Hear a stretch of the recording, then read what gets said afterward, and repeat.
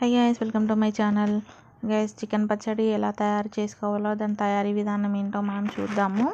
చాలా అంటే చాలా బాగుంటుంది ఫ్రెండ్స్. వేడి వేడి అన్నంలో తింటే బాగుంటుంది. నేను ఒక హాఫ్ కేజీ అంతా బోన్లెస్ చికెన్ అయితే తీసుకున్నాను.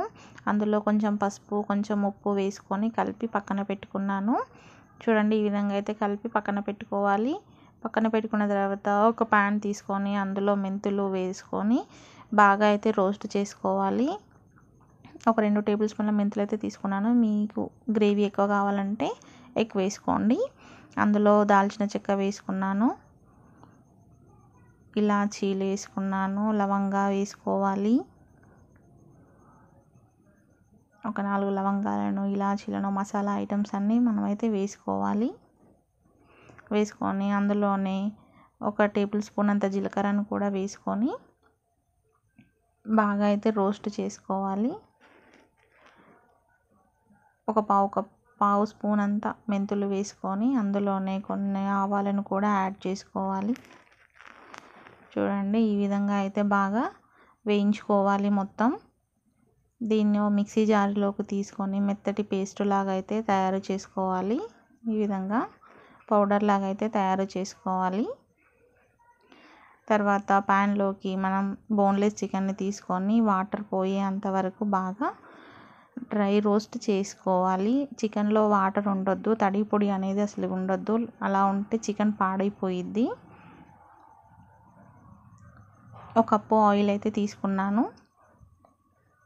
ఫస్ట్ మనం డ్రైగా రోస్ట్ చేసుకున్న చికెన్ని ఈ విధంగా అయితే ఆయిల్లో వేసి డీప్ ఫ్రై చేసుకోవాలి. చూడండి, మంటను స్లోగా పెట్టి సిమ్లో పెట్టి ఈ విధంగా గోల్డెన్ కలర్లోకి వచ్చేంత వరకు మనమైతే చికెన్ని బాగా డీప్ ఫ్రై చేసుకోవాలి. అదే ఆయిల్లోకి ఫ్రెష్గా తీసుకున్న అల్లం వెల్లిగడ్డ పేస్ట్ని అయితే వేసుకోవాలి. వేసుకున్న తర్వాత మనం ఫస్ట్ డీప్ ఫ్రై చేసుకున్న చికెన్ని ఆయిల్లో వేసి కలుపుకోవాలి. అదేవిధంగా మనం ముందుగా ప్రిపేర్ చేసుకున్న మసాలా పౌడర్ని కూడా ఆయిల్లో వేసుకొని బాగా అయితే కలుపుకోవాలి. తర్వాత టేస్ట్కు తగ్గట్టు సాల్ట్ అయితే వేసుకోవాలి. ఒక పావు కప్పు అయితే సరిపోతుంది, పావు స్పూన్ అంతా. అందులోనే ఒక పావు స్పూన్ అంతా కారం కూడా వేసుకోవాలి. రెడ్ కారం అయితే చూడడానికి బాగుంటుంది, టేస్టీగా ఉంటుంది. కొత్త కారం అయితే చూడండి, కారం వేసుకున్న తర్వాత స్టవ్ ఆఫ్ చేసుకోవాలి. నురగగా వస్తుంది కదా, అప్పుడు ఆఫ్ చేసుకోవాలి.